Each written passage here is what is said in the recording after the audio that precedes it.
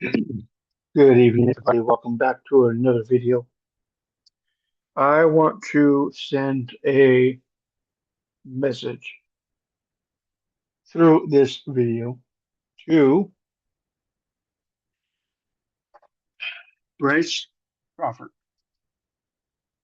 Bryce Crawford just recently did a interview with Kenneth Copeland, and I have three words for Bryce. First word is brave, and that may be an inappropriate word, but I'm going to use the word. Excuse me, I'm going to use the word anyway. Brave. The second word is bold, bold, bold. And the third word I'm going to use is courageous. Um, and I use these three words for rights because I don't think anyone has been able to do a video or do an interview, excuse me, for his podcast with anyone as crazy. And I'm going to say this, as crazy as Kenneth Copeland is. as as uh as wild, not crazy is not the right word, as wild as he is, as Kenneth is in the word of faith prosperity gospel.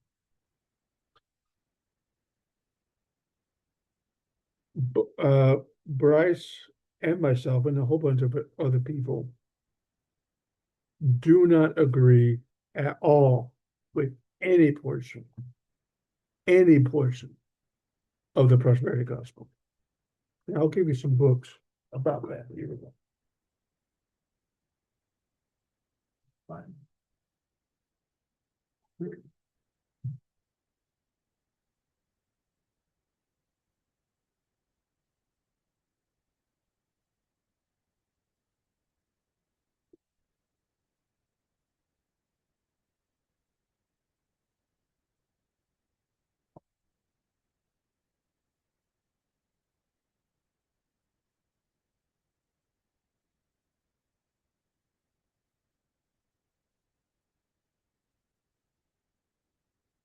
In my personal library, I had to get these books from the shelves, so I apologize. In my library, I have three books. The first one is called, I can't see that. Oh, there you go. The Agony of Deceit by Dr. Michael Horton. This was written in edited by Michael Horton, 1990. Okay. What is that? 20, no, 36 years ago. Then I have Christianity in Crisis by Hank Hanegraaff. And this was written in 93. First, no, I'm sorry. That's one. That's for Bible versions. So yeah, 1993. And then I have this book, an updated version of a book called A Different Gospel by Dr. D.R. McConnell. D.R. McConnell. With a foreword by Hank Hanegraaff, who wrote this book.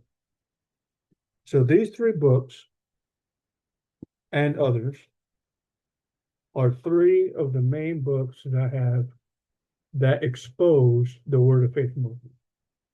Okay. So I'm not sure if Bryce has ever read these books, and if he has not, he can always get them on Amazon. And I suggest he does. I suggest he does get those books on Amazon. He can, if he has a Kindle, which I'm sure he does, read them. Some of the names in these books are guys that have been dead for a long time. like Kenneth Hagin or John Avenatti, um, T.L. Osborne, he's dead. Miles Monroe, he's dead. Um, Oral Roberts, he's been gone for a long time. Okay. I want to say if that I applaud, I give respect and credit to Bryce for having the boldness, the bravery, and the courage to do an interview with Kenneth Copeland. And that Kenneth Copeland, I'll give him credit, even though I don't agree with anything he says. I'll give him credit for actually allowing this. Because most of the time, he will never do interviews or podcasts like this at all, period. He won't. For whatever reason. We need to sincerely pray for Kenneth that as he approaches 90, I think, how old is he? Is he 98? He's close to 90 if he hasn't reached 90 yet. Kenneth Copeland. How old is that? Gotta be 89. So he's almost 90 years old. He'll be 90 years old this December. 90 years old. It's crazy. 90 years old. Okay. Bill Gaither just turned 90. I did a little tribute video to him.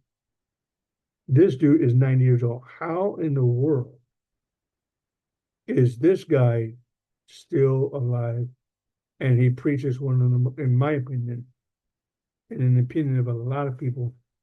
How in the world does God himself preserve his life for someone who has been blaspheming the name of God, blaspheming Jesus for the last 50, 60 years? Why? Why does God still have mercy on a guy like that? I don't know. Why? So Bryce, thumbs up to you. Thumbs up to you for doing that interview with Kenneth Copeland. Because, and let me tell you something. I would not have been as gracious as you were. I would have been really upfront, up close and personal, and I would get in a verbal, biblical audio fight with that guy. If I had the fame, notoriety that Bryce has lately, if I had as much followers as Bryce does. So I'm gonna give credit to Bryce. I'm gonna also give credit to Kenneth for allowing such a young guy from the state of Georgia to do that podcast, that episode. So that's my response to you. So you were brave, bold, and courageous to do that. And I applaud you, sir. Keep it up. Have a great night. Bye-bye.